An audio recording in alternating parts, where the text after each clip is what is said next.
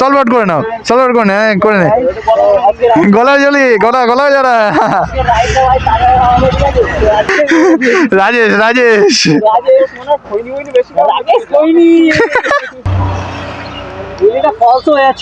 হ্যাঁ সেটাই তো দেখলাম, হুট করে ফেলে দিলে।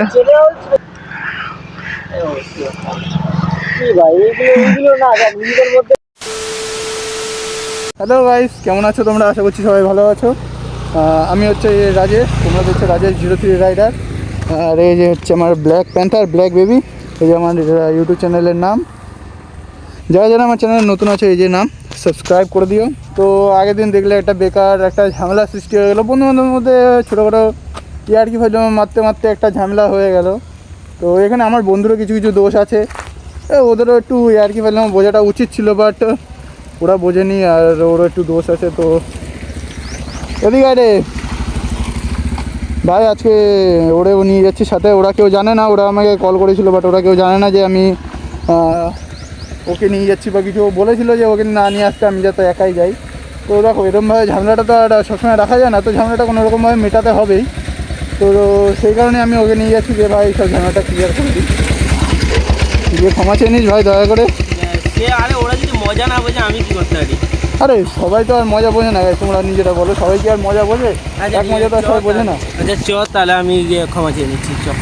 তো ভাই যাওয়া যাক। ওখানে গিয়ে ও বলছে যখন ক্ষমা চেয়ে নেবে যখন, তখন আর তো কী বলবো।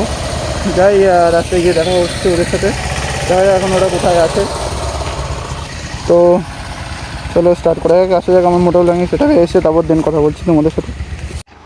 তো ফাইনালি গাইস চলে এসেছি আমার মোটর ব্লগিং সেটাপে। দেন এখান থেকে এখন বেরোনোই যাক, তারপর ওদের কাছে যাই, গিয়ে তারপর ভাই ঝামেলাটা যে কোনো মেটাতে তো হবেই, নাহলে এ হচ্ছে আমার বন্ধু, এ আমার ছোটোবেলার যে বন্ধু বান্ধব, এ আমার ছোটোবেলার যে বন্ধু, আর ওরা আমার এই কমিউনিটির বন্ধু বান্ধব, ঠিক আছে, একসাথে সবারই চলতে লাগে। তো যাই, গিয়ে দেখা যাক ওরা কীরকম মুডে আছে না আছে। ওরা তো বলেছিল আজকে একটু নৈহাটি রোডে যাবে, মানে একদম মেন রোডে যাবে। তো দেখা যায় এখন গিয়ে ওরা যদি ঝামেলাটা সলভ আউট করে নেয় তাহলে তো বেশ ভালোই হয়, নাহলে আর কি করবো, আর তো তাহলে আর কিছু বলার নেই। তো ওরা বললো ওইদিকে আছে, সুরিয়ার ওইদিকে আছে, তো যাওয়া যাক ওইদিকে। এই যে সেই জায়গাটা যেখানে ঝামেলাটা হয়েছিল, এই যে এই জায়গাটা যেখানে ঝামেলাটা হয়েছিল, বেকার একটা বাজে একটা ঝামেলার সৃষ্টি হয়েছে। ওই যে ওরা ওইখানে আছে, এটা এখানেই আছে। হ্যাঁ আরে ও এমনি আর কি মারছিল তোমাদের? এবার তোমরা যদি সিরিয়াসলি না,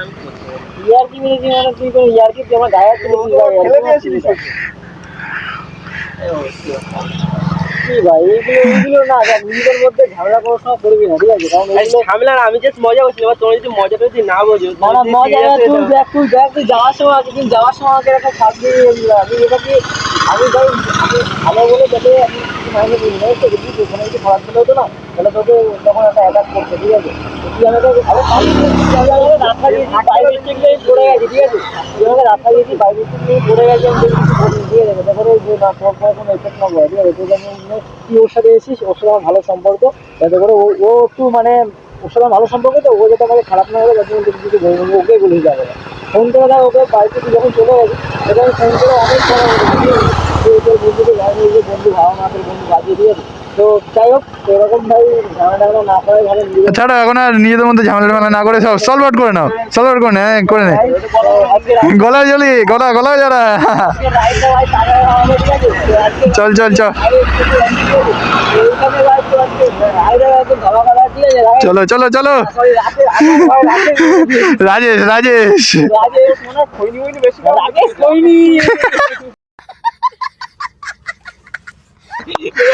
চলো বেরোনো যাক ফাইনালি। তো এখন তো রাকেশ তো রাজেশ তো চলে এসেছে, কি বলছে রাজেশ তো চলে এসেছে, ঠিক আছে? চলো এখন দিন যাওয়া যাক, চলো। তো এটা ভাই সেরা, ঠিক আছে? মানে মারাত্মক ভাই, এটা হচ্ছে শাকিলদার হচ্ছে। তো চলো বেরোনো যাক, এখন নৈহাটি রোডে যাবো একদম, মানে নৈহাটি রোড যেটা একদম মেন রোড, ওটা ভুলে গেছি নামটা, ঠিক আছে, আই থিঙ্ক NH-12 হবে। তো এখন ওই রোডে যাবো, আর এদের তো যা ঝামেলা ছিল সব সলভ আউট হয়ে গেছে। তো চলো এখন বেরোনো যাক, একটু টানাটানি হবে, ভাগাভাগি হবে, চলো।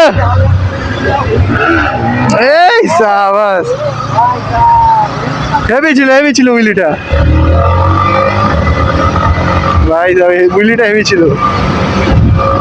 আমি ভাই ডবলে আছি, ডবলে হুইলি টুইলি সেরকম একটা মারতে পারবো না, কারণ ডবলে একটু অসুবিধা হয় আমার। এখন এই একটা হুইলি মার, এই বাবা, হ্যাঁ আওয়াজ হচ্ছে কিছু একটা, তোর চেনের ওই সাইড থেকে আমার একটা আওয়াজ হচ্ছে। দাঁড়া সাইডে দাঁড়াও না, হুইলটা যখন ডাউন হলো তখন একটা আওয়াজ হলো ওই সাইড দিয়ে, কিছু একটা আওয়াজ হলো এই পিছন দিক দিয়ে, হুইলটা ডাউন করার পরে কিছু একটা আওয়াজ হলো পিছন দিক দিয়ে। হ্যাঁ সেটাই তো দেখলাম, হুট করে ফেলে দিলে, সেটাই তো দেখছি। তুমি তো বলছিলে তোমার চেনের ওই সামনের ওইটা একটু সমস্যা আছে, ওটা তো আবার কিছু হয়নি তো? কি হলো বুঝতে পারছি না, মানে আওয়াজ হচ্ছে, বুঝলো তো,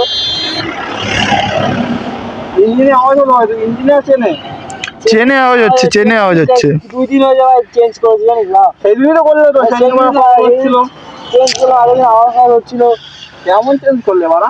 সেটাই তো, এবার মনে হয় হুইলি মারলেই এরকম আওয়াজ হচ্ছে, মানে কেন বুঝতে পারছি না। আগের দিন ওরকম হয়েছিল, আবার চেঞ্জ করলাম, সকেট দিয়ে পুরো চেঞ্জ করে দিলাম, আবার এখন আওয়াজ হচ্ছে। তাহলে হয়তো চেনে ওই সামনে ছোট সকেটটা, ওটা হয়তো কোনো একটা সমস্যা হচ্ছে। সার্ভিস সেন্টার থেকে করছি, ওদেরকে পোঙা মারো, ওদের পোঙা মারলে হবে, আবার গাড়ি পোঙা মেরে যাচ্ছে এখন। কি করবো বলো তো এখন? চাবি কি করবে, আস্তে আস্তে চলো নাকি? এখন যাওয়া যাবে বলো? সেই না ওই মেন রোডে রিক্স হয়ে যাবে, মেন রোডে যাওয়া যাবে না, মেন রোডে রিক্স হয়ে যাবে। ভাগাবো, ঠিক আছে, এখন যদি চেন ছিঁড়ে গেলে অসুবিধা হয়ে যাবে, মেন রোড দিয়ে এত দূর আনাও যাবে না।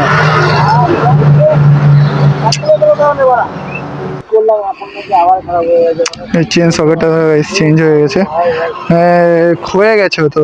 তোমার এই আওয়াজটা কি কারণে বলো তো? এইখানে একটা সকেট থাকে না ছোট, ওটা হয়তো ওই দাঁতগুলো হয়তো ক্ষয়ে গেছে, সেই কারণে এরকম হতে পারে।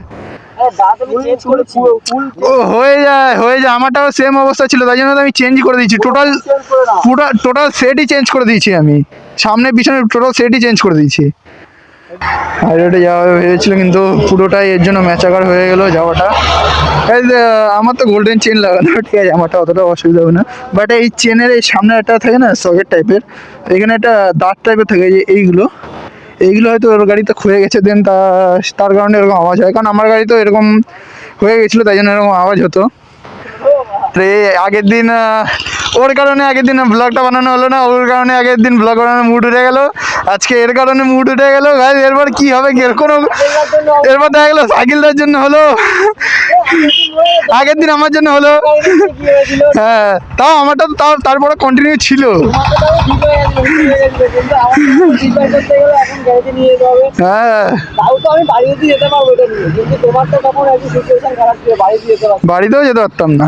তো এখন আর কি করা আছে গাইজ, তো ব্লগটা এখানে এন্ড করছি। অবশ্যই ভালো লাগলে অবশ্যই লাইক, সাবস্ক্রাইব অ্যান্ড শেয়ার করে দিও। তো আজকের জন্য এখানে এন্ড করছি, বাই, ভালো থেকো সবাই।